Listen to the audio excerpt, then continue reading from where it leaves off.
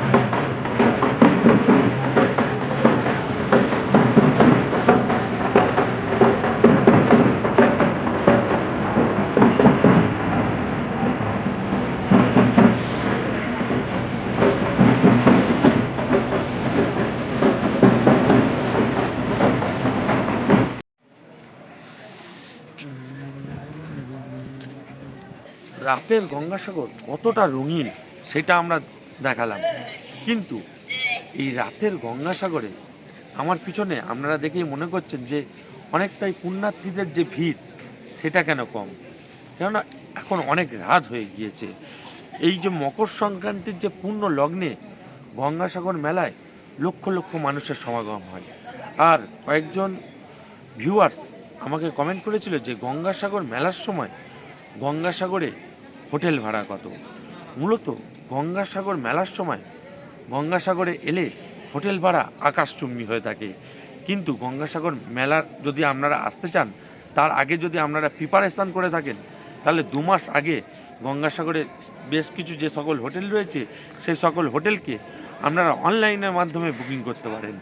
এবং গঙ্গাসাগর মেলা আপনার ছাড়াও যখন আপনারা আসবেন তখন কিন্তু হোটেল ভাড়া আপনার সাধ্যের মধ্যে থাকবে, 500 থেকে 600 টাকা প্রতি মানুষ পিছু ভাড়া নেবে, কিন্তু গঙ্গাসাগর মেলার সময় সেই চাহিদা আকাশচুম্বী হয়ে থাকে।